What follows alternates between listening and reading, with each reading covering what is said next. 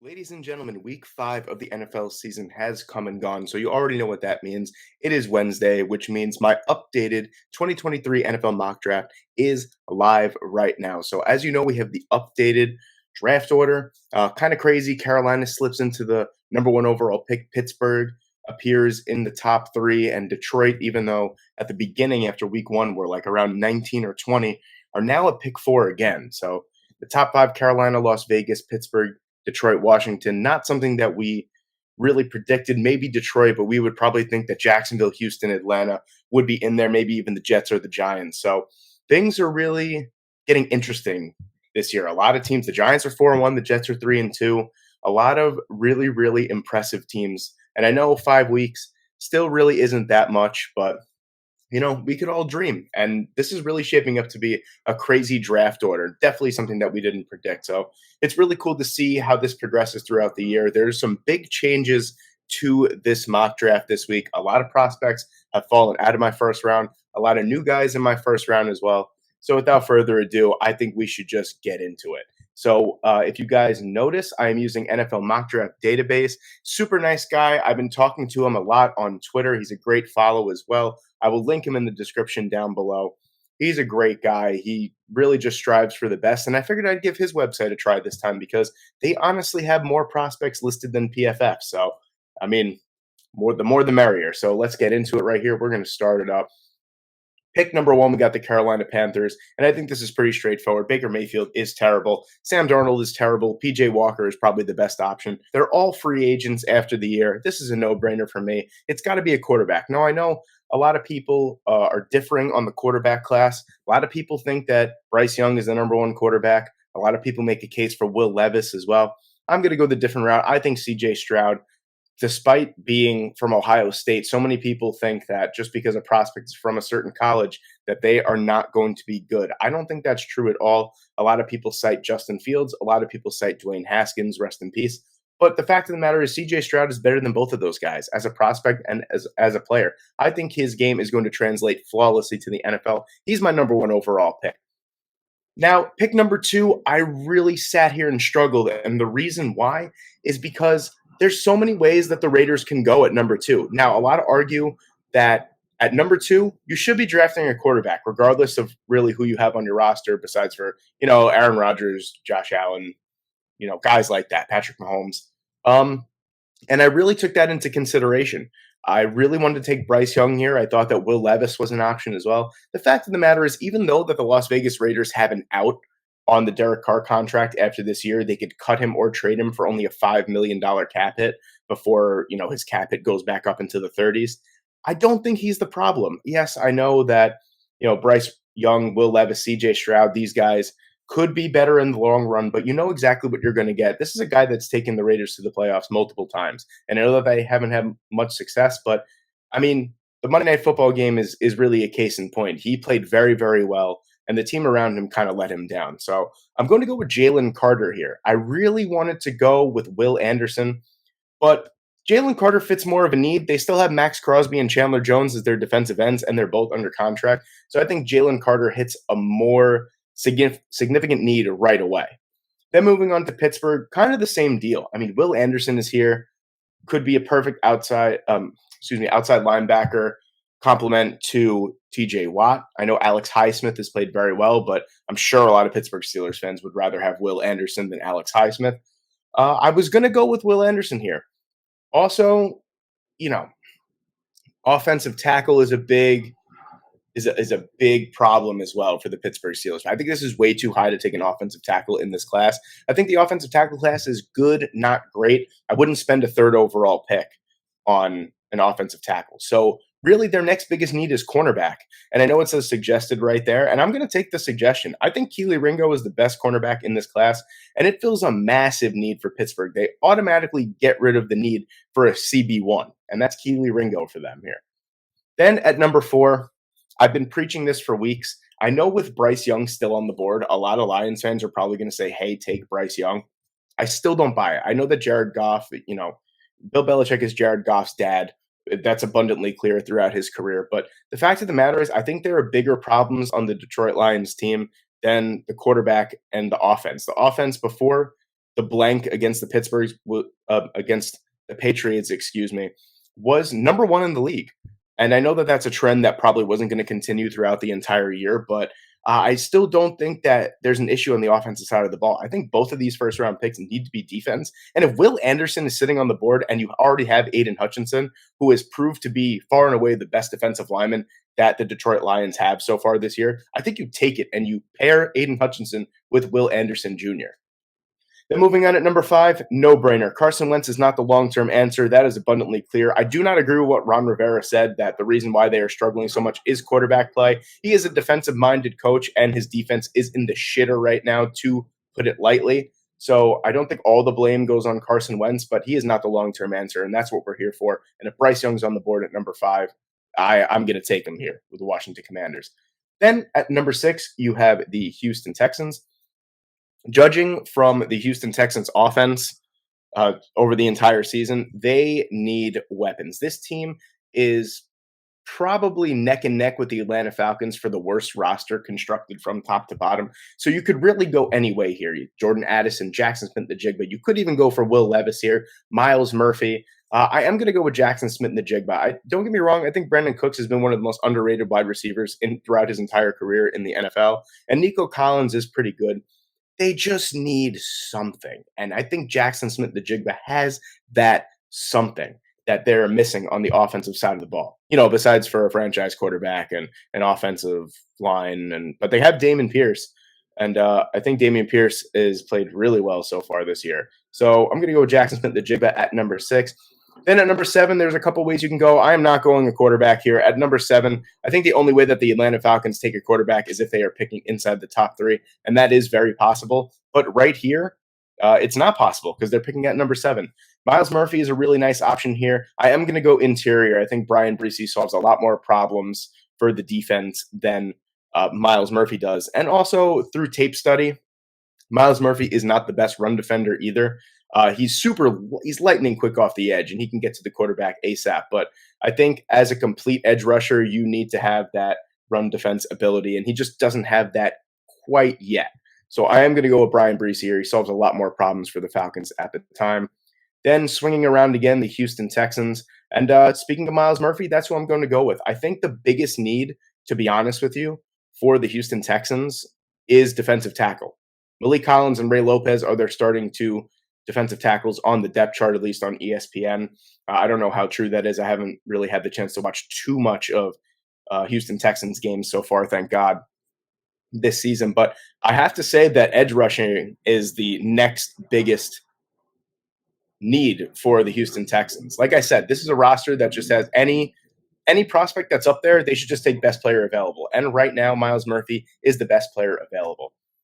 And then at number 9, you have the Philadelphia Eagles, who have the New Orleans Saints pick here. And I'm going to pick someone that I feel like I'm a lot higher on than so many other people are. I'm going to go with 6'4", 255-pound Kansas State defensive end Felix Anudike-Uzomah. I think this guy is an absolute beast, and I think as the season progresses, as the college football season progresses, and we get into that pre-draft process where there's pro days, there's the NFL Combine, I think this man is going to rocket up draft boards. And I'm going to start early. I think that he has the potential to be one of, if not the best edge rushers from this class. And if it's a massive need for the Philadelphia Eagles, I have flip-flop a couple weeks. I have Anudike-Uzomah going to the Lions. I have him at the back end of the first round. But I think the fact of the matter is his talent is just going to shine throughout the entire season. And I think it's a perfect fit for the Philadelphia Eagles. Then moving on to the Seattle Seahawks. Now, I know Geno Smith doesn't seem like he is the problem, and he's really not throughout the first 5 games of the year. But I still think you need a long-term solution at quarterback. I don't think that I'm going to take the gamble on Geno Smith to be good more than 1 year. And I've said it before. I said it last week. Selecting Will Levis here for the Seattle Seahawks gives them time, because if Geno Smith is still under contract and he wants to continue starting, he can, because he is proved to be a fairly decent starter. Every time that he started for Seattle, he's put them in a pretty decent position to win, except for that San Francisco game. So I am going to go with Will Levis here for the long-term solution. And then the next pick after that It is the Seattle Seahawks again, and I'm going to stick with the same. I think this is the only team that I stuck with the same two picks from last week. I'm still going to go with Nolan Smith. I know that there's a couple other edge rushers that are, Isaiah Foskey is over here, Andre Carter, that might fit as well. But I think Nolan Smith at 6'4", 235 pounds, fits that outside linebacker, that rush linebacker position for the Seattle Seahawks quite nicely. And if you saw his game against Auburn, you know that that guy has an electric motor that just doesn't stop. So the Arizona Cardinals are next. This is another thing that I've been preaching throughout the entire draft process or the entire season so far. Offensive line is a big need for this team. I'm just going to continue to push that narrative throughout the entire draft process until something else until another position shows that it needs more of an upgrade than the offensive line. So the mock draft database has Paris Johnson ranked one spot above Peter Skoronski. I still think that Peter Skoronski is the most polished offensive lineman in this class, so I'm going to go with him. I think that you plug him in at right tackle right away, and he fits seamlessly. So moving on to Detroit, again at number 13. Same deal as last week. It's not going to be Noah Sewell this time, though. I still think that the middle of their defense just needs such an upgrade. And if you've watched any of Clemson's games this year, you see Trenton Simpson all over the field. I know that the front office of the Detroit Lions does not believe in taking linebackers early, but look at what that has left you with. If you look at the linebacking core for the Detroit Lions, it is a disaster. It is time to spend a premium pick on that position. I know linebacker isn't as highly touted as it once was in the NFL, kind of the same thing with the running back. It's getting pushed down the draft charts. But the fact of the matter is Trenton Simpson is an all-around superstar, and he would fit perfectly. He would automatically be the leading tackler of that Detroit Lions defense. Then moving on to the Cincinnati Bengals, there's a bunch of different ways, not really a bunch. I like safety here. I like tight end. I've had Michael Mayer here the last couple weeks. I'm going to change it up here. I think if you look at the construction of the Cincinnati Bengals roster, they do have a lot of impending free agents coming up. And I know that basically their whole tight end room is free agents after this year, but I think cornerback is more of a need for them. That they have a lot of people that they have to start paying very, very soon. I think they're going to have to make some tough decisions on who they want to pay and who they want to keep. And I think, guys like Eli Apple and other cornerbacks down the depth chart are just not simply going to be re-signed. So I'm going to go with maybe a little bit of a surprise here. I'm going to go with Joey Porter Jr. I think that he's turned in a fabulous season so far. He has no interceptions. He got 7 pass defense. But the fact of the matter is they don't really throw the ball his way that often. So he can't really get the stats, if you know what I mean.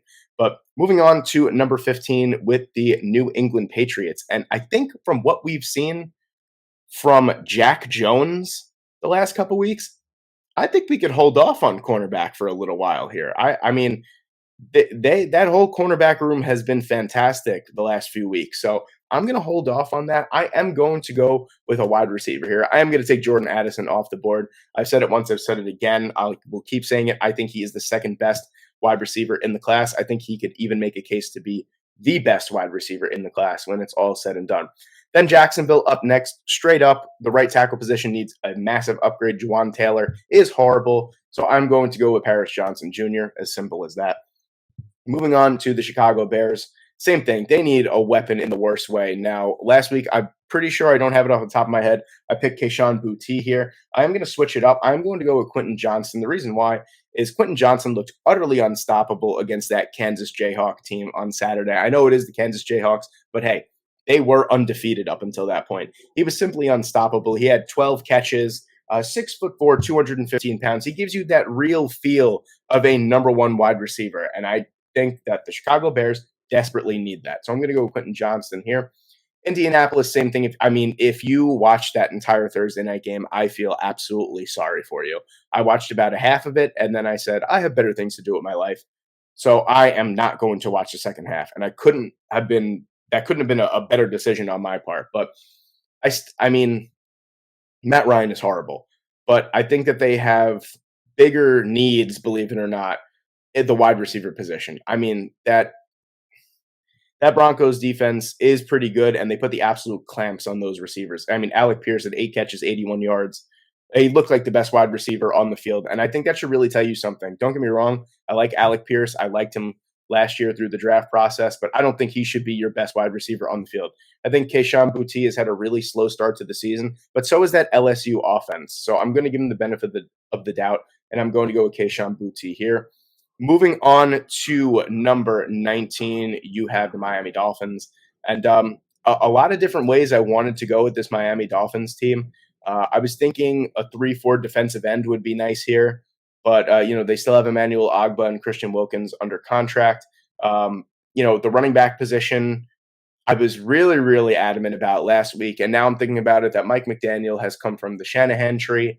They don't necessarily need a first-round running back to get production. I mean, that's abundantly clear. And even Raheem Mostert ran very, very well against the Jets last week. So I'm going to hold off on that for right now, and I'm going to go with it says edge, but it's really more of an outside linebacker position. I'm going to go with Andre Carter. 6'7", 260 pounds. He's an absolute beast. I think that he would be a perfect fit on the opposite side of Jalen Phillips, especially with Andrew Van Ginkel being a free agent and Melvin Ingram being a one-year stopgap type player, even though he was the defensive player of the month last month. And then moving on to number 20, you have the Tampa Bay Buccaneers. And I said it last week. I will say it again this week. They are going to have to start paying some of these players or making difficult decisions. They have 2 cornerbacks that are free agents, and I don't think they could afford to pay them, especially Jamel Dean. I don't think that they're going to afford to pay him, so I think they need to find a replacement in the draft ASAP. Cam Smith, one of my favorite cornerbacks in the entire draft class, SEC battle-tested cornerback. You got to love that right there. Then moving on to the LA Chargers, I still think they need an upgrade on the offensive line. You got Storm Norton and Trey Pipkins as your backup tackles, and now one of them is starting because Rashawn Slater is out for the season. That simply cannot happen. So Broderick Jones is still here on the board. I think it's a no-brainer there. Then you got the New York Jets at number 22, and I can't even believe that I'm saying that my New York Jets are picking at number 22 right now. I know it's only 5 weeks. Let me live my life. Let me enjoy this while I have it before they inevitably go 3-14. But I don't think so. But the New York Jets, every single position that I said that they have a need, played really, really well against the Miami Dolphins. And I think one thing is abundantly clear. The New York Jets have a revolving door at tackle. Whether it's the right tackle or left tackle, it doesn't matter. They need an upgrade. Dwayne Brown is 37 years old. Mekhi Becton is made out of glass bones and paper skin. George Fant is a free agent. And Elijah Vera Tucker, honestly, has been their best tackle this year. And he's a guard.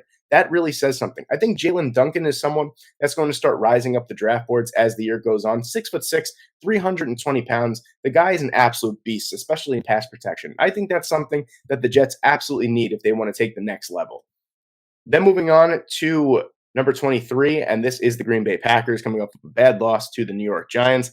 And they still need wide receiver help. I think that was abundantly clear. Alan Lazard is the number one option. Romeo Doubs has been really, really nice so far this year as well. But Christian Watson has been a little bit of a disappointment so far. Hasn't really gotten that involved in the offense. Randall Cobb is their number one wide receiver. I think they absolutely need help. If you watched any of that North Carolina and Miami game on Saturday, Josh Downs was all over the field. He caught an amazing touchdown pass. He was really, really fun to watch. I did catch a little bit of that game, and he was all over the field. I think Josh Downs is the perfect wide receiver for Aaron Rodgers here towards the back end of the first round. Then you have the Baltimore Ravens. And the Baltimore Ravens secondary played a lot better in the game against Cincinnati on Sunday night. Doesn't mean that they still don't need an upgrade, though.